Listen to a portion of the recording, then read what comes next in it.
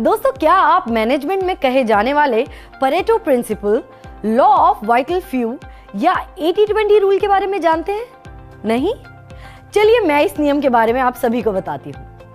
Management में इस्तेमाल होने वाला ये नियम कहता है कि 20% कारक किसी भी परिणाम, उद्देश्य, नतीजे या रिजल्ट को प्रभावित करते हैं। इसीलिए हमेशा इस 20% महत्वपूर्ण कारक को पहचानिए और उसके ऊपर कार्य कीजिए, जिससे 80% नतीजे के ऊपर आपका नियंत्रण रहे। इसी तरह हमारी बॉडी में भी एक ऐसी समस्या या कारक है जिसकी वजह से करीब 80% विकार या बीमारियां जन्म लेती हैं। इस समस्या का नाम है पाचन यानी डाइजेशन। जी हाँ, पाचन।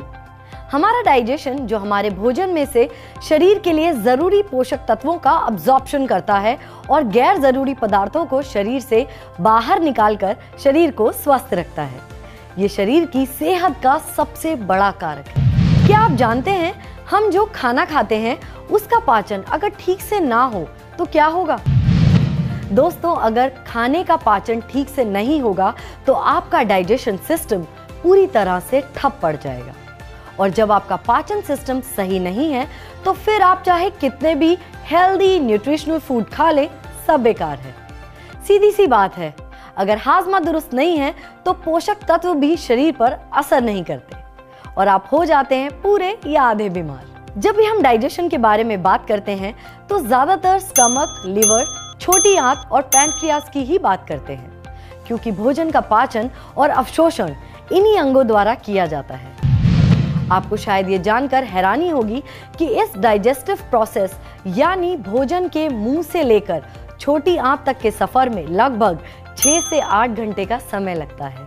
लेकिन जब ये भोजन पूरी तरह शरीर में पचता है तो कितना समय लगता है? 48 से 96 घंटे। जी हाँ, सही सुना आपने, 48 से 96 घंटे यानी 2 से 4 दिन लगते हैं इस पूरी पाचन क्रिया को पूरा होने में।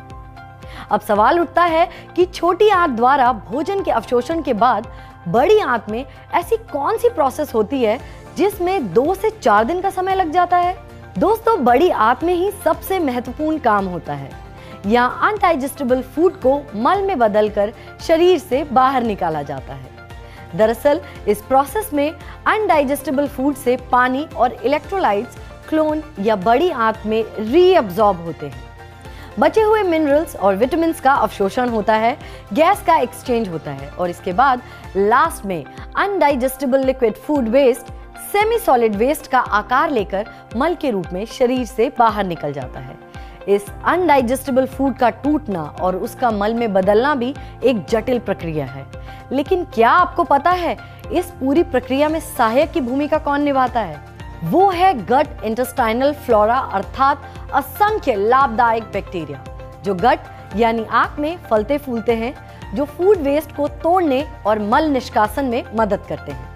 गैलवे अपनी रेंज न्यूट्रीफ्लो में आपकी गट हेल्थ से जुड़ा डाइजेशन समस्या को दुरुस्त बनाने के लिए फाइबर प्रोडक्ट लेकर आया है। ये इनुलिन का उच्च गुणवत्ता वाला विश्वसनीय स्रोत है जो प्रीबायोटिक के रूप में गट में मौजूद इन लाभदायक बैक्टीरिया को पोषण प्रदान करता है, उनकी संख्या बढ़ाने में मदद करता है, जिससे गट हेल्थ हमेशा स्वस्थ रहे।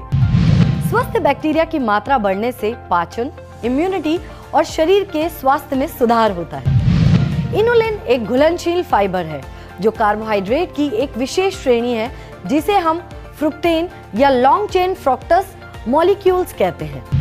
एक रिसर्च में यह भी पाया गया है कि इनुलिन कब्ज के लक्षणों को भी दूर करने में मदद कर सकता है। इसके अलावा इनुलिन में और भी लाभकारी गुण पाए जाते हैं, जैसे वजन को नियंत्रित करना, शरीर में कोलेस्ट्रॉल की मात्रा का नियंत्रण करना। प्री डायबिटीज और डायबिटीज की स्थिति में ये विशेष लाभदायक है। इसे आप 1 गिलास पानी यानी 250 ml में 1 चम्मच लगभग 6 ग्राम मिलाएं और प्रतिदिन सेवन करें। पानी में इसे मिलाते समय ध्यान रहे कि ये पूरी तरह से घुल जाए, तभी इसका सेवन करें। हम ये भी सलाह देते हैं कि गैलवे न्यूट्रीफ्लो फाइबर के साथ जरूरत के अनुसार आप प्रोबायोटिक ड्रिंक का भी सेवन करें। इसीलिए जब बात हो फायदेमंद सेहत की तो गैलवे न्यूट्रीफ्लो फाइबर से फायदेमंद कुछ भी नहीं।